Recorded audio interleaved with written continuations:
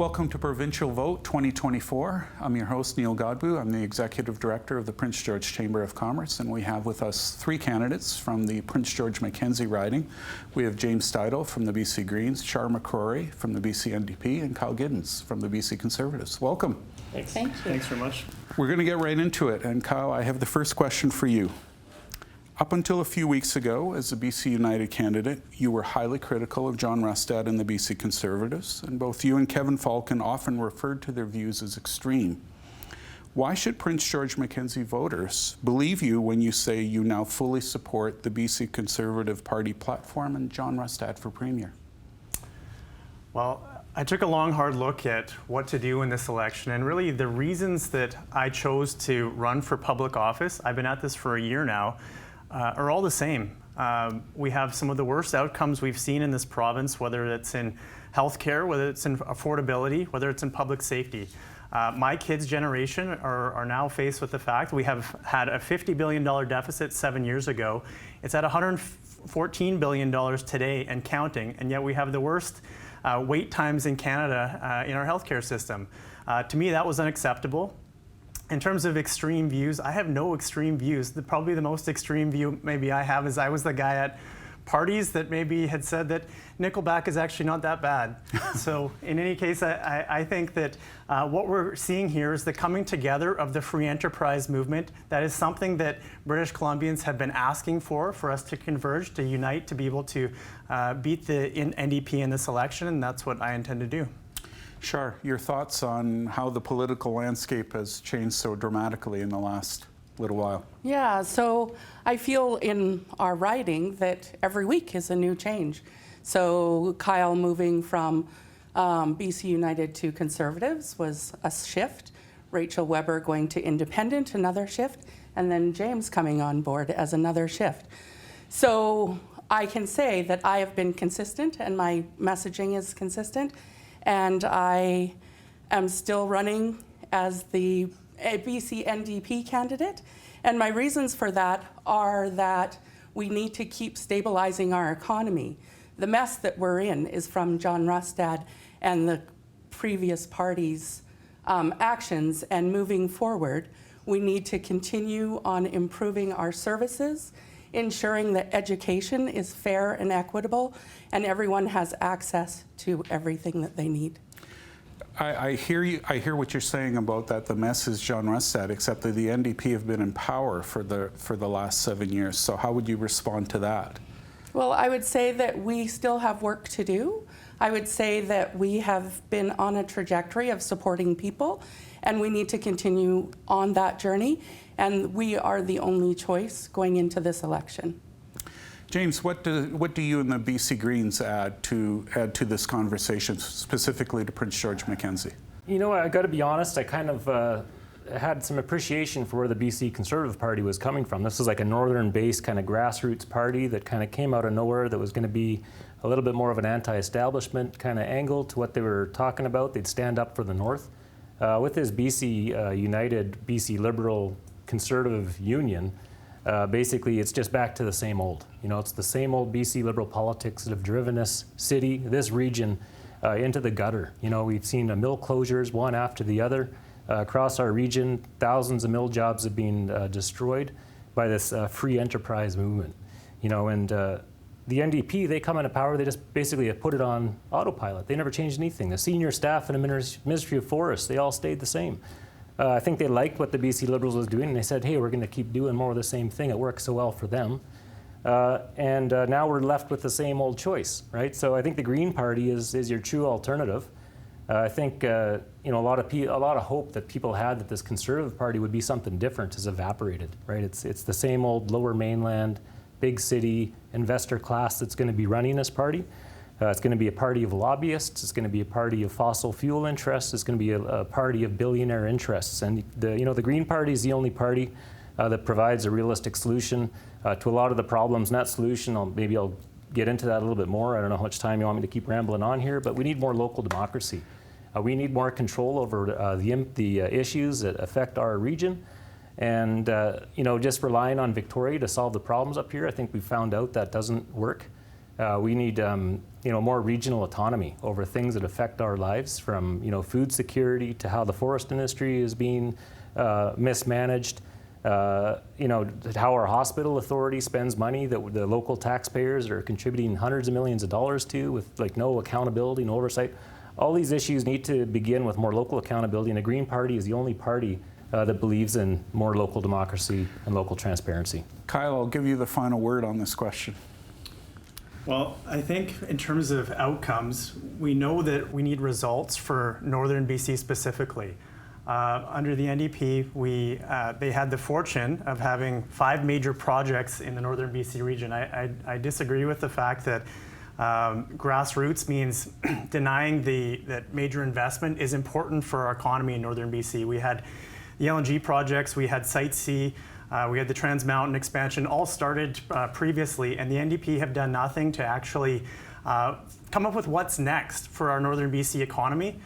Instead, we had an NDP minister who came up to Prince George after forestry closures happened and said that the North will be fine. Well, that's not the case. We have to remind Victoria that the North matters, that forestry jobs matter, that mining jobs matter, that natural gas jobs matter, and the small business community here in Prince George, all that rely on those resource industries to actually get ahead.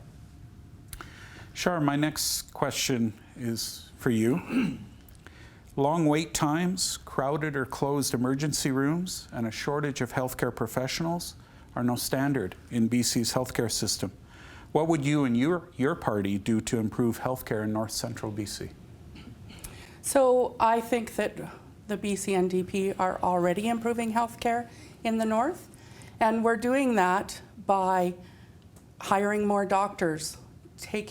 We hire physicians from international programs. We have opened more seats for doctors. There's a new medical school open at the coast. The other things that we're doing to improve that is working diligently and looking at alternatives of how we retain and recruit more staff in the North. And by doing that with local partners, so it's not only the healthcare system or the Ministry of Health, we're looking outside of that and looking at communities building to hire skilled people to come into our communities. I think that in healthcare, we're on a trajectory where everybody is getting a family doctor again. And the reason that we're in this place again comes from the previous government. And so I think that we need to continue on the journey to support healthcare and keep building so that everyone has the services that they need. James, your thoughts on healthcare? I don't have a family doctor. I used to have a family doctor. I can't seem to find one. I've had to go to the walk-in clinic to get medical care, and it is a crisis. I think the absence of basic medical care in our community. We talk about building this new medical tower. I think it's going to be over $1 billion. And the question I'm hearing out there is, are we going to have the staff to fill this thing? Are we going to have the doctors to supply the services that this infrastructure is supposed to provide? And the way it's looking, I think the answer is no. You look at what the NDP has done. I'm not a huge expert on the healthcare issue, but it seems like there's a lot of administration. There's a lot of expansion of kind of bureaucracy in how healthcare services are being delivered.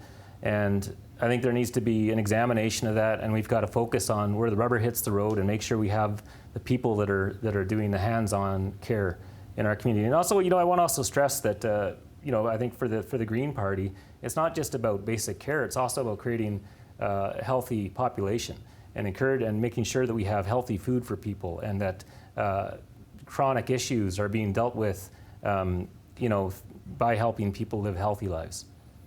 Kyle, your perspective on healthcare? Well, I think what we're seeing in our healthcare system is a system in crisis at the moment. We're the only health authority in British Columbia that actually doesn't have cardiac care. There's so much to fight for in Northern BC. We don't have a cath lab here. That's unacceptable. So we do need better services, better care, but I think we can all agree on the fact that recruitment and retention is critical to getting more healthcare services here in the North. I grew up in a healthcare family. My mom was a nurse, so I know how difficult that job is at the best of times. But right now, we're seeing a system that is put under crisis with things like illicit drugs being brought into our hospitals and putting professions like nurses under extreme strain, and they're leaving the profession. That's unacceptable. We need to protect our workers and patients in the system. We need to try to find solutions for innovation within the system. I do agree with James that there is a high administrative kind of burden within the system that needs to be more focused to the frontline healthcare services such as doctors and nurses in the system.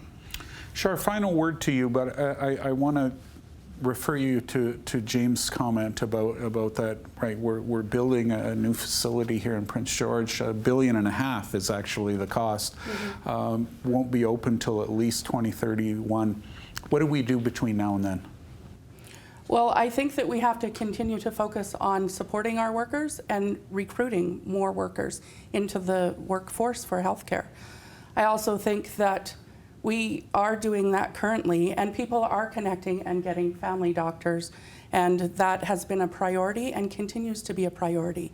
Another priority within healthcare is supporting our workers, and so ensuring that everyone is feeling safe and not burning out, and that they're able to do their jobs as best they can. And I also feel that moving forward, if we looked at the healthcare plan from the BC Conservatives, and they want to privatize healthcare, and they want to cut $4.1 billion, I don't think that that's going to improve our system. I'm going to give Kyle a quick response to that before we take a break. Well, I've talked to, on the doorstep, I've talked to folks who are nurses, I've talked to doctors, I've talked to folks in the IT department of Northern Health, and a common thread is that the administrative burden is actually choking and wasting money within the system. It's absolutely untrue that the Conservative Party platform would cut healthcare budget. In fact, we said we would increase it in the first few years. But what matters is getting that funding to frontline healthcare services for people here in Northern BC and across the province.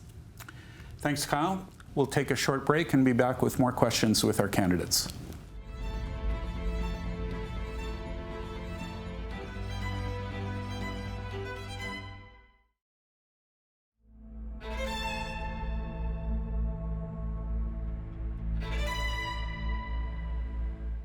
Welcome back to Provincial Vote 2024. Our next question is for James Steidel with the BC Greens.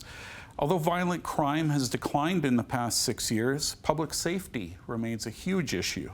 What policy changes would you and the BC Greens introduce to make residents feel safe in their communities? So, I've hung out at these city council meetings. We went down to the downtown. I think I saw Kyle there at the safety meeting that the city council put on there, and we looked at the stats, and it seems like what the issue is here is we've got massive homelessness. Okay, we have a massive failure of our system and our society to be equitable and to provide opportunities for people, and people are struggling. They're out on the streets. I mean, I haven't seen this kind of thing since the 1930s. Of course, I wasn't there then, but I've read the history books. We're seeing shanty towns in every small town. This is in big city, right? Obviously, it's everywhere, from coast to coast. I mean, I think this is a failure of this kind of neoliberal model that we've thrown our chips in for the past 40 years. In the 1990s, we got rid of the subsidized and affordable housing policies that we had in place in this country since the Second World War. And we basically haven't been providing low-cost housing for a lot of people. We've just basically relied on the free market, this free enterprise system to provide everything for people, and it's not working. I think we have to go back, and the Green Party had a really good policy statement there last week about wanting to build 24,000 non-market housing units every year. And this doesn't have to come at a cost to the public, right? We can publicly finance it, but it can be paid off through a nonprofit model. You can have nonprofit associations running those apartment units. And we need to get people off the street. We need to make sure that there's opportunities for everybody, that we don't have kind of a rigged economy where just the rich and the elite are benefiting. And we're not seeing the same benefits on the other end of the spectrum. Kyle, your views on public safety? Well, unfortunately, we have a premier in place now who was the architect previously as Attorney General of a catch and release policy system that has put, it used to be the fact that criminals were the ones behind bars. Now it's our downtown businesses that are behind bars.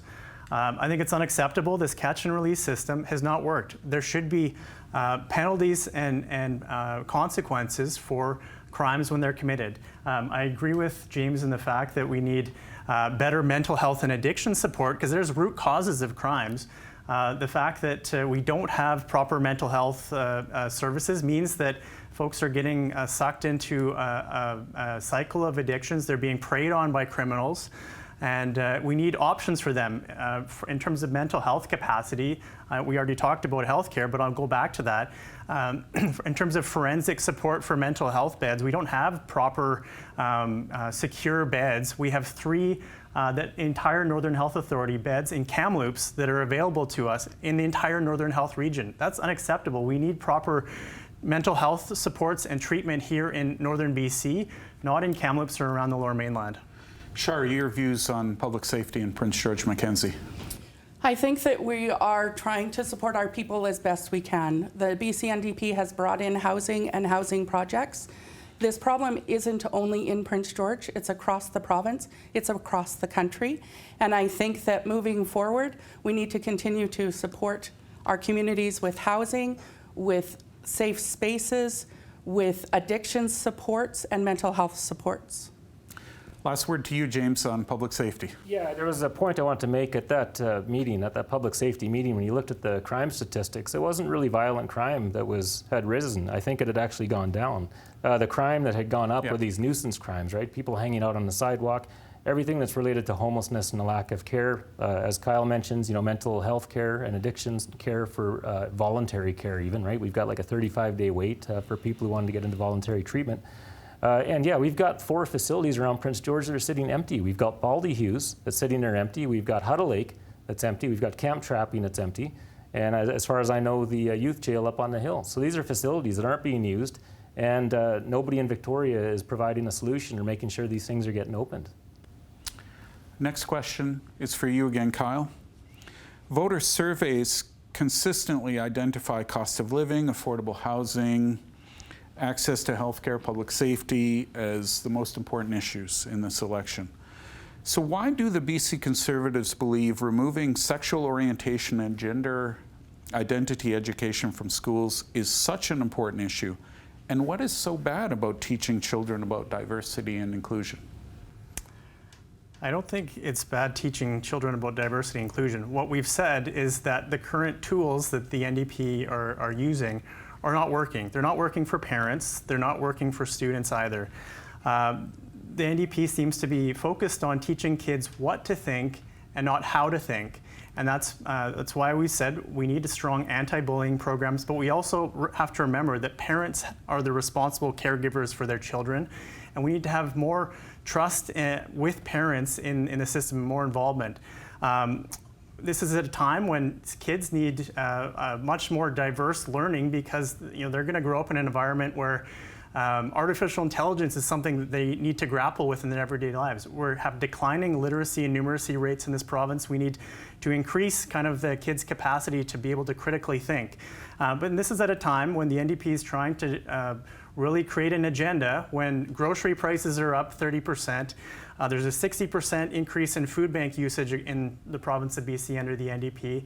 We need to focus our kids on their future and solving their future affordability challenges and access to opportunities going forward. Shar, you're a school trustee. This issue, I would imagine, is pretty close to your heart, and certainly there are many parents, and I think the BC Conservative platform even calls the SOGI education in schools as indoctrination. What are your views? So firstly, I'd like to say that SOGI is not a curriculum. SOGI are resources for teachers to use, and the intent of SOGI is to have every child feel like they belong and to raise awareness that every child is different and there is diversity. So I find it interesting that Kyle says he supports diversity but doesn't support SOGI, which is actually anti-bullying and supporting students. It's supporting students to be who they wish to be. And I don't think that is a wrong thing. I fully support SOGI, and I fully support that every child should feel safe should feel like they belong and should feel like this is a place that they can be who they wish to be. James, where do you and the BC Greens stand on this? I'll come back to you, Shar. Yeah, one of the core principles of the BC Greens, we've got six main principles, and one of them is tolerance for diversity, and that's something I 100% agree with. And I've argued with my conservative friends, and I'll argue with them all day long. We need more SOGI. Like, we have to teach kids to be accepting of differences. We have to teach kids to be accepting of who they are. You know, they shouldn't be made fun of because they don't fit into this gender normative box that we want to peg people in. You know, they should be able to feel comfortable in their own skins. And you know, and I think like what a lot of this debate comes down to is parents feeling like they're losing control over the destiny of their kids. You know, if their kids want to have a gender transition as like a 16-year-old and the kids aren't being notified of this. For starters, this is a legitimate issue that we should be able to have as a society. You know, I backed you up on your column you wrote there a couple of years ago about you know, whether or not parents had the right to even talk about these issues at school board meetings. Absolutely they do. That's what democracy is all about. But we have to make sure, I think the priority is making sure the kids feel accepted for who they are and that they, you know, should be comfortable in their own skins. Absolutely. Shar and Kyle, I want to give both of you a chance for a quick rebuttal. Shar first. Well, I'm not going to rebut on SOGI. I'm going to rebut on affordability. So the BC NDP have cut rates with ICBC. They have done a number of things to help people live in an affordable community, as well as provided housing supports and measures and policies so that people are able to rent and buy homes as they need them in their communities. Kyle, last words on SOGI and education in general. Well, respectfully disagree on the affordability when we have the highest housing costs and highest gas taxes in North America. But overall, it is really about, unfortunately, we have an NDP government that is bringing identity politics into our schools. We don't need more identity politics. We need to focus on the STEM classes and more focus on the ability for students to be equipped for their futures, as well as for parents to be involved in the classroom to protect their kids and support them in whatever that fashion that may be. Thanks for that, Kyle. We'll be right back after this quick break.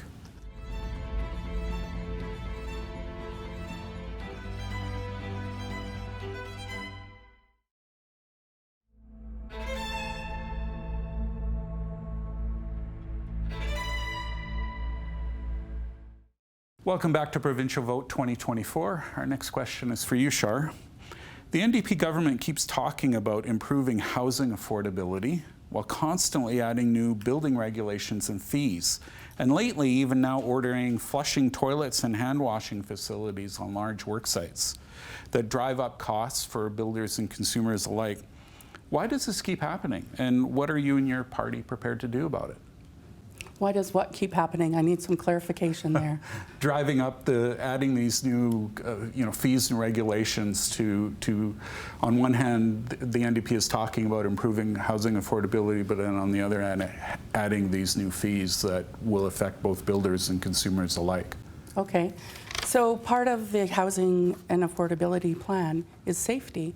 And so the reason I believe for the flushings and water accessibility on construction sites is for that. As for housing, I think that housing is expensive, but we're taking action so everyone can afford a good home by reducing. We've created 300,000 middle-class homes, but we need to do more. And so that's what we're going to do. Yeah. I'm going to leave it there. I guess I would just follow up with that before I'll bring in James Sure. and Kyle, is that 300 middle-class homes, but except that the costs to build those homes keep going up and up because of adding these fees and regulations. So I guess that was the real gist of my question. Okay, so the cost of building the homes is going up, and I can't really speak to that because I don't know enough about it at this point, Neil. That's what I will say. James. Huge complex issue. I mean, you've got provincial regulations being brought in that require, if you want to build a house for somebody, you now need to get certified. It's like thousands of dollars to take this program. It's months of work. But it's not just the province, right? You've also got municipalities that control a lot of the costs that go into increasing housing prices. And you've also got supply chain pressure. So a lot of these materials that are going to building homes have just gone through the roof, right? And then, yeah, like you say, the provincial building codes that require thicker insulation, a more enclosed envelope, all these things add to the cost of housing. But I think ultimately what's happening here is you've got a housing delivery model that's based on maximum profit for developers. And you've got huge houses that are being built nowadays. If you go back to the post-war era, you had like 1,000 square foot houses that were being built. We're not building these little houses anymore. Nobody builds these houses anymore because to get your maximum profitability, you want to basically maximize your square footage on the lot size and push the envelope as far as how many units you can get on that plot of land. And ultimately, these are huge, expensive, kind of all, especially here in Prince George, you look around, all the new stuff that's getting built is all higher end homes. It's not supplying the lower end side of the market that we need to see supplied. Kyle, your views on housing affordability and availability? Yeah, part of what makes housing less expensive is the input costs going into it. And unfortunately, the NDP, across the board on taxation, they've increased or introduced 33 new or increased taxes during their time in office. Many of those are housing costs as well. So a speculation tax that doesn't go after speculators. Other red tape like this Airbnb legislation they brought in. For Northern BC, that's a one-size-fits-all model, but the people who are actually using those short-term rentals are actually healthcare workers and people who are working here from the resource sector and the people coming here for their kids' hockey tournaments.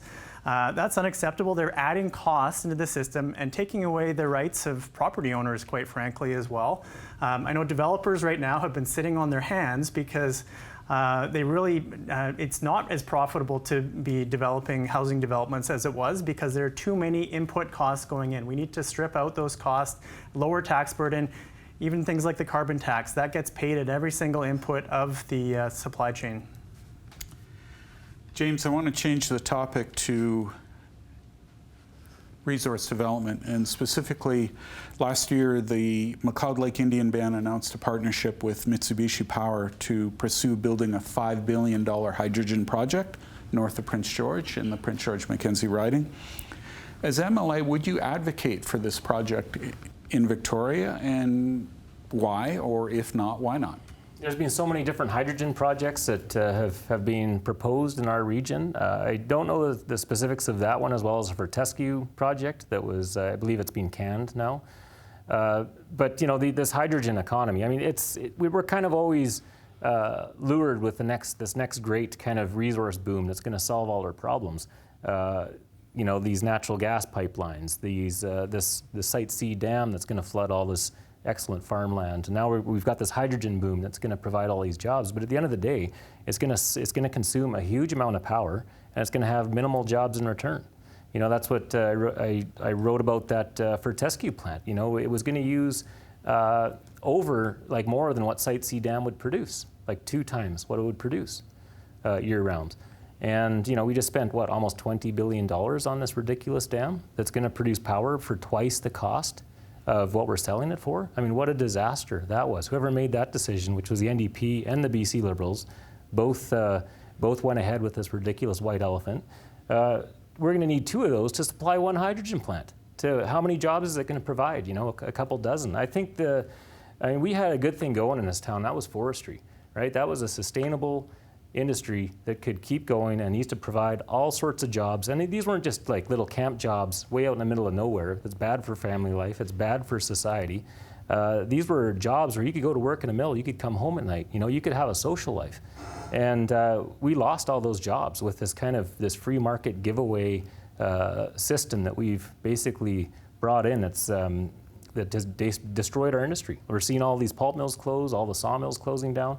If I get elected as the MLA, I want to see that forest industry be brought back. I want to see it be brought back being owned by the people of this city, and I want to see it serve the people of the city. I don't want to see it serve a billionaire class that doesn't even live here.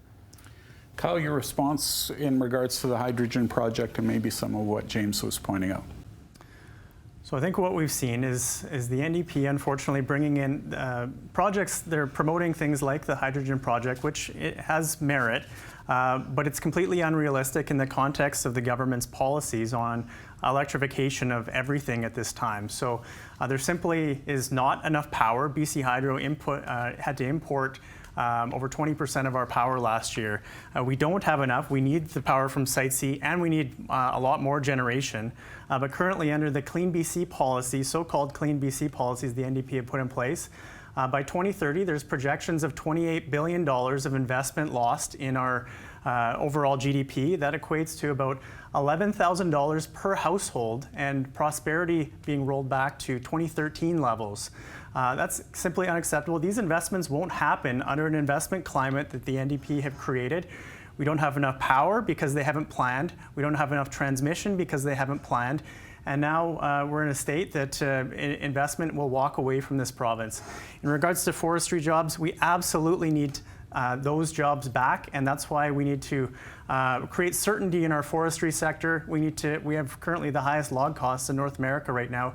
We need to protect our forestry jobs and find new ways of value added in our forestry sector. Shar, your thoughts? So for the McLeod Lake Indian Band project, I think that we need to work with our communities to build sustainability and make sure that projects are feasible and accessible, and that we can provide good jobs for our communities. And for the forest industry, I was on the doors of people, and I was talking to a man who worked in the sawmill his entire life.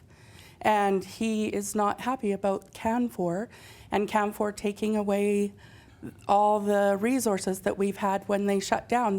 They weren't for our communities. And so I think moving forward, we really have to protect our communities when we're working with forestry, and we need to ensure that the jobs stay in the communities.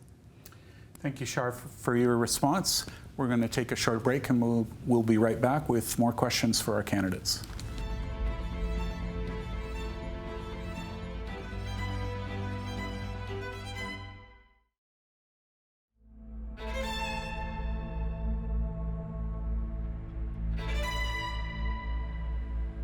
Welcome back to Provincial Vote 2024. Our next question is for Kyle Giddens. What are your and the BC Conservatives' plans to work with the federal government to address chronic violent and nonviolent offenders? Well, violent crime, in fact, has gone up in the province under the NDP. Those stats, we actually have the highest rate in Canada, violent crime increasing right now. What we've said is that we would work with the federal government to push for mandatory minimum sentences. That's something that absolutely has come off recently and makes a difference. We can't have this catch and release system that David Eby has enabled. And previously, I mentioned his role as Attorney General. He had Crown policy that has contributed to this. We do need to work with the federal government to make sure that violent criminals in particular don't have access anywhere near our schools, anywhere near our vulnerable people in society, those that they're preying on who are addicted in the unhoused population. We need to actually protect people, and part of that is going after violent criminals. Shar, your perspective. So I think that the BC NDP are working with the feds to help prevent violent crime in our communities and in our province. Some of the things that we've done is worked on gang organizations and focusing on eliminating gang violence, as well as pushing the federal government to make changes to the federal bail rules, which I wasn't aware of till now. I'll admit that because I didn't know that. And also, I think that we have to look at what cuts the BC Conservatives would do if they were in power to fighting crime. Because in the past, John Rustad has cut, in a single year, he cut crime prevention and victim services. And so I think we need to look at those statistics and see what the plan is moving forward to not cut the focus on fighting crime, but to ensure that we keep people safe in our communities. James. Yeah, I think the priority of the criminal justice system should be violent crime. You know, one of the core values of the Green Party is tolerance, but it also, one of our core values is also nonviolence. So, this is something we don't tolerate, and there's all sorts of issues, with people. I heard a story there about somebody committing murder in Penticton and walking around on the streets like they didn't even spend a night in jail after they murdered somebody. And I'm afraid to say it was, somebody in a homeless situation. I'm afraid to say that's probably not that uncommon. This is unacceptable in our society. If you do something like that, you've got to spend some time in jail. You got to be taken off the streets, and there needs to be justice for the family who suffered that loss. Right. I want to just quickly hear from the three of you. I want to push back a little bit, right, because much of what all three of you are talking about is actually federal jurisdiction. So how do you square that circle? Kyle first. Well, I think it is about Crown policy, the Crown Prosecution Service. It is very important to have policies that actually provide consequences. And part of that is consequences for, right now there's a catch and release justice system for those who have committed minor offenses and property crime. But some of those violent crimes as well, they are also repeat offenders. We heard from former RCMP Superintendent Sean Wright only recently in Prince George and across BC that the NDP's decriminalization policies has led to actually an explosion of crime in the province. That includes violent criminals who are part of the gang infrastructure, part of that whole ecosystem. That needs to be dealt with. We need to refocus on not just on the NDP's only sole-sourced harm reduction model for mental health and addictions, but we actually have to go after treatment, we have to go after prevention, and then also enforcement of crime in our province. That includes gang and violent crime as well. Sure. I will say that we do, and we will continue to support fighting crime and fighting at a provincial level and a federal level. I think one of the things that the City of Prince George is doing well, and we need to continue to do, is working with our community partners to ensure that we can make our communities safe. And I think that we can continue to do that by working with all levels of government, including the feds, provincial, and the municipal levels, to ensure that we can make our communities safer. Last views on this topic to you, James. Yeah, you're correct. A lot of the criminal sentencing guidelines, that is federal legislation, but a lot of the implementation of that comes at the provincial level, right? It's how we finance our courthouses, our jails, and police. Shar, our next question is for you.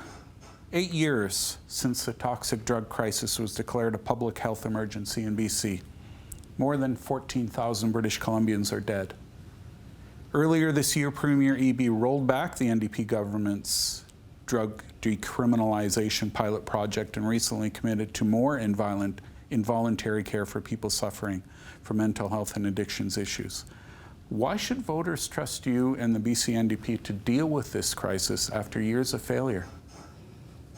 We have to look at that in a big way. I can tell you I have a firsthand experience with that, having had a nephew of mine pass away this year from a fentanyl overdose. So firsthand, I can tell you how hard that is on a family and the impacts that it has. I think the shift of changing what the BC NDP is doing is reacting to the needs of the communities and the needs of the people. And I think that that should be a reason to trust, is that we are able to look at things, and if it's not working the way it should be, to look at how we can improve that and different actions to take. And I think moving forward that we will continue to do that. And some of the things that we're doing is providing more housing and providing the involuntary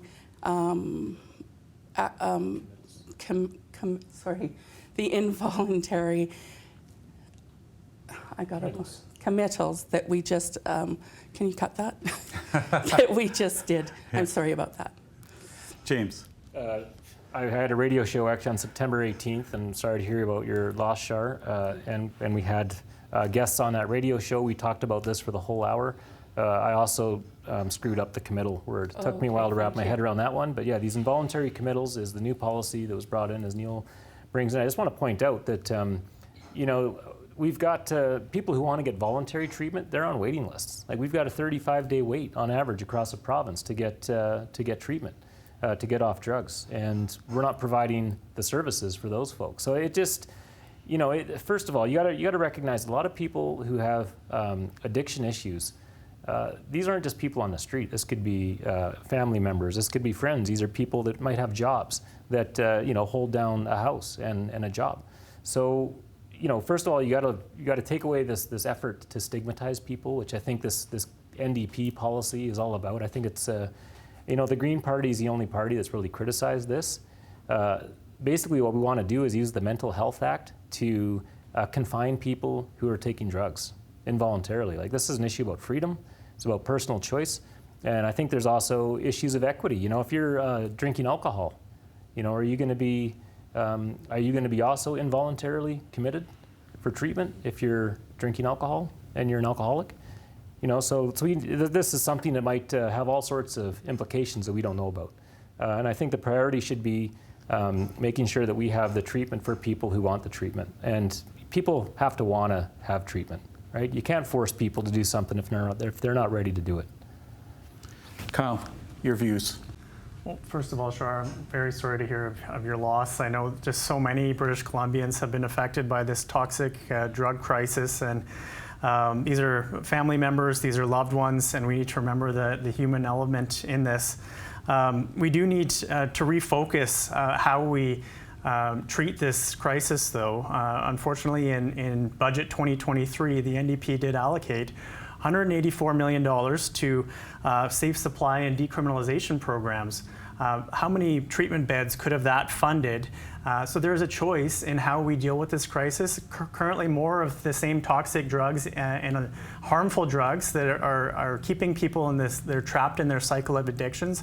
I don't believe it's helping. I think we need actually treatment. And for those that can't actually make those decisions for themselves, involuntary committal is actually necessary. I think we need to, there's a petition circulating from one of the health professionals, mental health professionals in northern BC to create a treatment facility here in the north. That's something I'd like to look into further and see if there's something that government can do to support that. We need mental health and addictions recovery, and I think it should be here in Prince George. James, do you want to just add a quick closing comment? Well, something I learned recently is that these involuntary committals happen all the time under the Mental Health Act. So if people are having a mental health episode and they are posing a threat to themselves or other people, this policy already exists. And I believe we have 21,000 cases of that in the province of people being involuntarily committed already under the Mental Health Act. So, and it's already being done, and there is a time and place for it. Thank you, candidates, for sharing your views on this. We'll be right back with one more question and some closing comments from our candidates.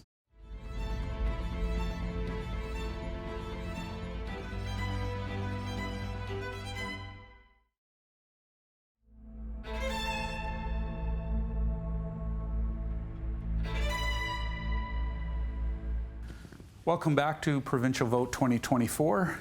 James, next question is for you. Last year, you wrote, from his coal terminal investments to his community and forest-destroying forestry operations through Canfor, Jim Pattison's wealth comes at great cost to the rest of us. What exactly are those costs? And if elected, what would you do about it? Well, it's not just Prince George. I mean, you look at the fishery industry all across the west coast of BC, where we've seen local value-added kind of fish processing plants be gutted by Jimmy Pattison-owned companies. I do appreciate CKPG. I mean, he's kind of everywhere, right? He's the owner of CKPG, but doesn't seem to influence your guys' coverage. I'll say that. You're letting me talk about this and criticize him. But, car dealerships, these are little mini monopolies. The power of this billionaire class is everywhere in our society. And I think it's a root of a lot of the problems we have.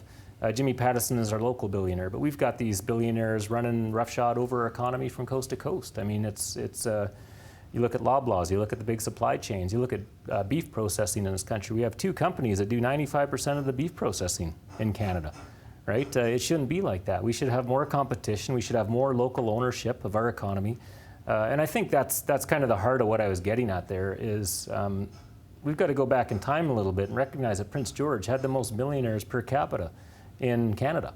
Hey, we had the highest income per capita in Canada in the 1970s. And what was different back then? Well, we had all of our mills being locally owned. And we had the money that was being generated by the resources stayed in our community. And that had a huge spin-off effect on other things. And that's what we need to see more of in our society. So that's kind of what I was getting at in that column. And you know, what would I do? I think we need to enforce. It's more of a federal issue. It's more about enforcing the antitrust legislation that we've had on the books for over a century. That legislation started with the railroad monopolies that had huge impacts on people's lives in the 19th century. We brought in that legislation. It's time to start enforcing that legislation, giving it teeth. And I mean, with technology, it just seems everything's getting worse, right? With how Facebook bans media from being shared on Facebook, or the control of the information is getting monopolized by these big tech companies. Recently in the United States, there was now antitrust legislation being brought forward against Google. I'd like to see more of that happen, and I'd like to see that happen in Canada with much more frequency. I asked that question partly about an income equality issue, but also to James' point about that. It seems a lot of people feel, and I think I'm speaking for constituents in Prince George-Mackenzie, where decisions are being made elsewhere by a powerful class and a wealthy class. Kyle, do you have any comments? Well, I do think that we have the case where Northern British Columbians get ignored in Victoria. That's well known, and that's whether how much of the revenue that is generated in this province is in our forests, at our mines, all that wealth in northern BC, and diverted to projects in the Lower Mainland, quite frankly. We do need to make sure that Victoria remembers that the North matters, and we need to create an investment climate where businesses here in the North can thrive. We have 17 major mines currently waiting in the permitting process, but yet they're not making those investments because this isn't a competitive jurisdiction to make those investments currently. I was the former president of the Chamber of Commerce. I know that small businesses are impacted very strongly when forestry and mining and other investments aren't being made. But also we need to make sure that we have competitive conditions where our small businesses can thrive. When the NDP came to office, they introduced an employer health tax, for example, that now is on the back of small business. That's a choice, and that's fine to pay for health care, but we're choking our small business competitiveness with the government regulations and red tape that are being brought in. Sure. So I think that we need to continue to support our communities, and by doing that, corporate is always going to be there, and those funds come into the community. What we need to do is shift the narrative and ensure that those funds and support for communities happen. If we look at Canfor, for instance, and what they have done by taking the resources and then leaving the community and not supporting the community. So I think we need to put more policies in place to ensure that not just the top 2%, like the BC Conservatives support, are moving forward, that all people are moving forward, and that we can provide jobs that allow people to live within our communities as well, with fair wages and benefits that support their families. Okay. Thank you, Shar. Going to give each of you about a minute to wrap up our special, just making your last pitch to the voters of Prince George-Mackenzie. We'll start with you, James. Yeah, I was born and raised in Prince George. A Beaverley kid, went to Beaverley Elementary School, grew up on a cattle ranch down by Punch Owl Lake, went to College Heights High School. I've got experience in government. I got a master's degree in public policy. I've looked at tax policy in the province quite intensely there. I wrote a master's degree on provincial property tax. I worked in government, as in the legislative assembly there. I was a little bit of an NDP insider at one point in my life, and got out of there because I didn't like what I was witnessing, and started to basically start my own business and my own brand. So I make woodworking products, and I make furniture, and I've got a wood shop, and provide my own wood for a lot of the stuff I make. And I've also advocated for better forestry practices, not with just a more locally owned forest industry, but also an industry that respects the environment. And I've done a lot of work with Stop the Spray BC over the years, something I founded back in 2011 about the secret herbicide spraying of our forests that's carried out every year. So part of my woodworking operation, I try to highlight the value of our aspen and birch species, which is what we're spraying out there. They're not only important for wood products, they also are great for moose and cattle ranching and making forests that are less likely to burn. So I hope you guys take a good close look at all the candidates that you're going to be voting for there on October 19th. Get out there and vote, and hopefully you vote for the green guy. Shar, your closing comments. So I'd just like to say first that I come from a working family. I come from a mining family. I'm the youngest of 9 kids. I've worked in most of the consequential industries in the north, including oil and gas, including working at a sawmill for a decade, including education, and including working now for Northern Health for over 10 years. I've been an advocate for education and community services and community development for a few decades now, for longer than Kyle's been here just about. And I would like to say that I'm a person who loves the community I live in, and that I'm not about taking risks in this election. And I think if we vote for the BC Conservatives, we'll be taking risks with our services, with education for children, and with the system in which we're moving forward with. And I'd like to say that I appreciate being here today, and I thank everyone for allowing us to have this time together. And I think it's a good way for people to get an understanding of what we all support and how to do your research and look at what is most important to you. And I think that I'm the right choice for this community and the community of Mackenzie and the area of Prince George-Mackenzie, because I have a lot to offer. And I think that my advocacy work and my work in local politics has proven that so far. Thanks. Kyle. I really appreciate this opportunity to speak with both of my colleagues here, but also with the people of Prince George. For those that don't know me, I'm not from the north, but the north is certainly in my blood. My grandparents moved to Cassiar in the 1950s, and my grandpa worked at an asbestos mine up there. And my mom, I can remember coming to Prince George as a kid and seeing Mr. PG and what that meant to her. But Northern BC was the land of opportunity, and I think we need to get back to that mindset in this province of this is the place for opportunity. I got into this because of my kids, and as I left the house this morning, my sons Thomas and Charlie asked if I could wave to them on TV. But I'm doing this for them. We need a better future for our young people so that they don't have to leave to Alberta or elsewhere in Canada for work. I think we do need opportunities here. We need better sustainable public services like healthcare to be there for future generations, not just the one we're living in now. And that's really what's motivating me to run for office at this time. I'm excited to continue this campaign over the course of chatting with voters. I've spoken to thousands at the doorstep now, and will continue. But I sincerely appreciate everybody for putting their name forward here in Prince George, but also across British Columbia. In the spirit of public service, I think we're all in this for the right reasons. Thank you. That wraps up our election special.